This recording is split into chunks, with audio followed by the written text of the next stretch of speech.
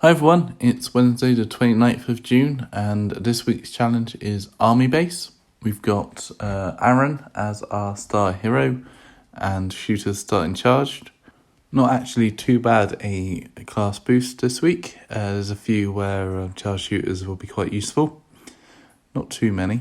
It does, however, have probably one of the most horrible maps in No Man's Land, which is Point of Entry. And it's the map I'll be starting on.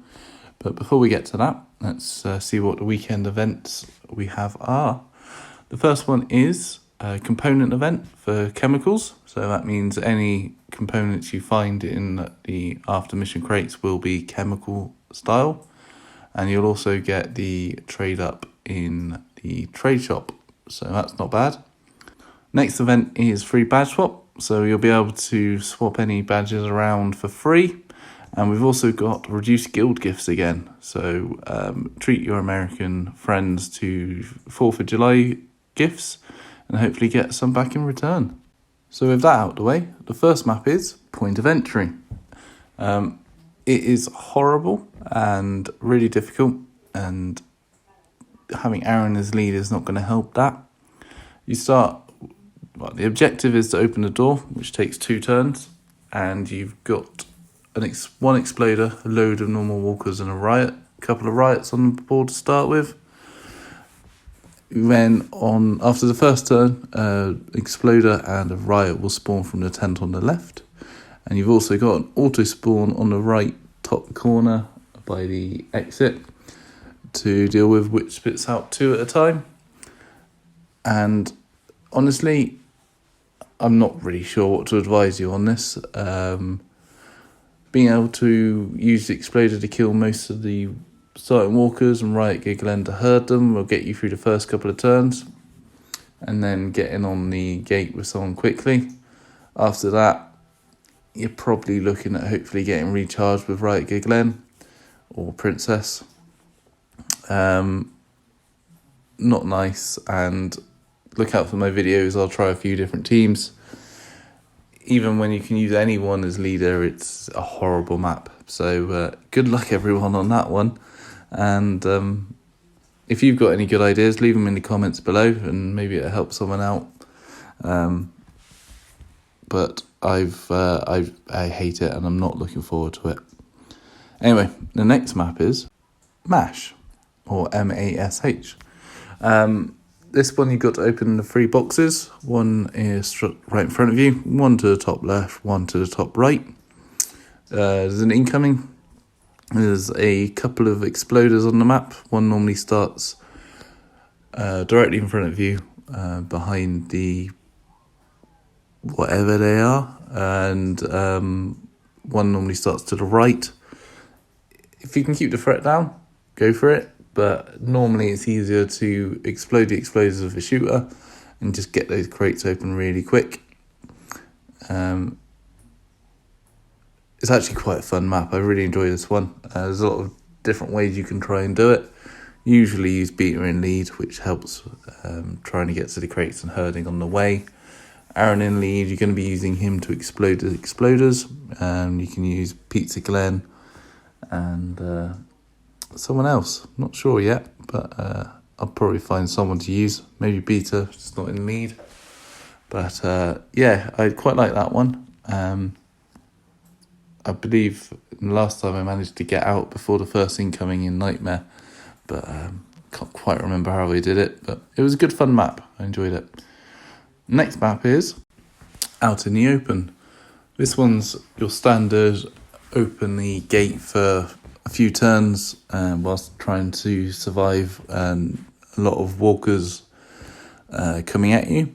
It starts with 2 normal walkers and a riot, and you want to get on the gate as quickly as possible. You'll have auto spawn from where you start, so you need to move quite quickly. And you've also got 3 auto spawn piles. If you can get to the left and stand your 2 people at the bottom left next to the wall, they do target you down there and come down and try and get you. So if you can build a stun wall there, it's not a bad option. At Nightmares, when you got riots coming out as well, it gets a bit tricky. But not too bad a map, and with Princess and Yumiko you should find it quite easy. So the next map is Blow It Up. This map's not too bad until it's horrible, which happens sort of towards the end of Nightmare. You've got to put some explosives on the gate for 2 turns. And when you do that, you'll get some auto spawns by the tent and to the right. And then you need to detonate the explosives from the plunger on the right hand side of the screen. You can just see it. And that will spawn for 2 riots and 2 normal walkers from the gate. Make sure you're not stood too close to the gate, because if you do, you'll get damaged by the explosion.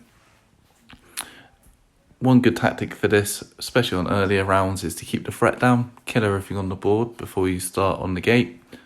Then you can kill everything that auto spawns, and then you can hit the plunger and get to safety without really having to kill anything else, either by stunning or avoiding the walkers that spawn. When it gets to a higher level, that's when it starts getting tricky.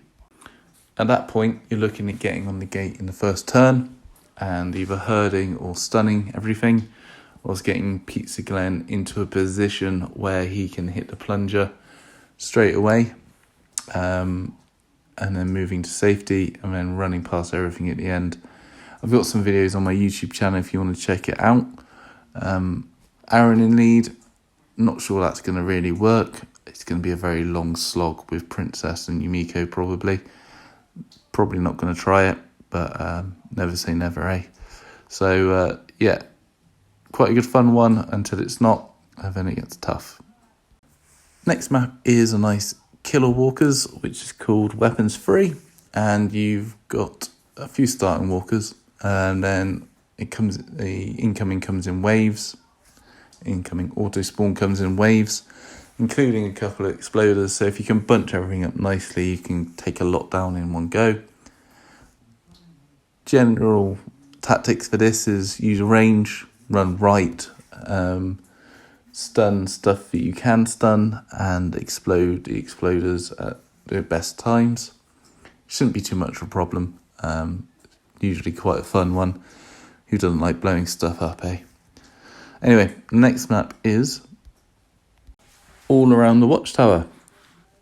Another map which isn't too bad until you get to the very last time you have to do it.